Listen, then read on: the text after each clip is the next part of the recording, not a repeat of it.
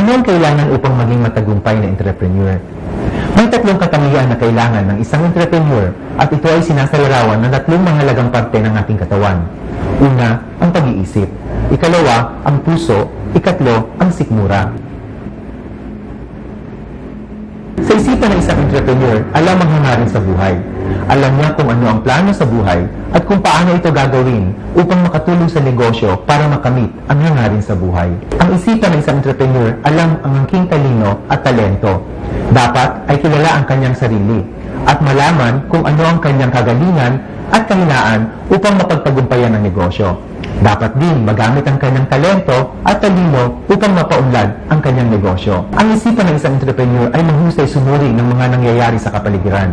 Nakikita niya ang mga problema o bagong pangangailangan ng customer upang makagawa ng angkop na produkto o serbisyo para dito.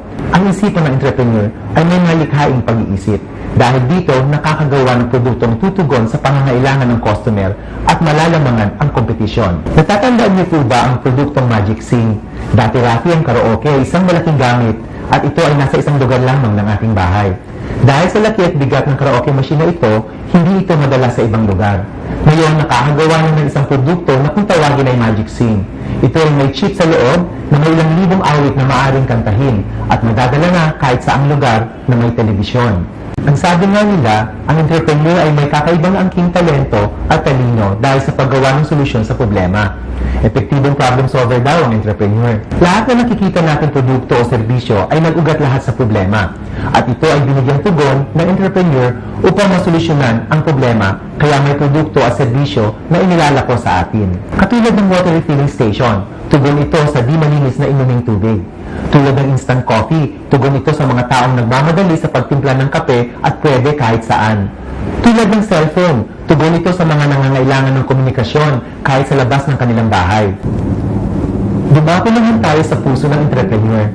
Ang puso ng entrepreneur ay alam ang kanyang paninindigan. Alam ang hilig niya at minamahal ang kanyang gawain at magaling makiramdam sa iba. Sa paninindigan, pinaninindigan ang kanyang paniniwala at ito ay binibigyan halaga upang mapaunlad ang kanyang negosyo. Pagdating sa hilig, alam niya kung ano ang mga hilig niyang gawin at ito ay nagagamit niya sa kanyang negosyo. Higit dito ay ang pagmamahal sa gawain. Ito ang nagbibigay daan upang lagyan ng importansya ang mga gawain upang mapaunlad ang negosyo at estado sa buhay. Ang puso ng entrepreneur ay magaling makiramdam sa iba. Ito ay nagpapahalaga sa customer at sa kanilang mga mungkahi o komento na nakakatulong sa pagpapalawak ng ideya upang mapaganda ang produkto o serbisyo para mapaunlad ang negosyo. Dumako tayo sa sikmura ng entrepreneur. Ang sikmura ng entrepreneur dapat matibay at matatag. Malakas ang kalooban pagdating sa mga pagsubok na haharapin sa isang negosyo. Ating mapupunan na maraming nagiging problema sa pagpapalakad ng negosyo, pero sa isang taong matibay at matatag, hindi ito nagiging hadlang at nairaraos ang bawat pagsubok upang ito mapagtagumpayan at umunlad ang negosyo. Balikan natin, ano ang kailangan upang maging matagumpay na entrepreneur?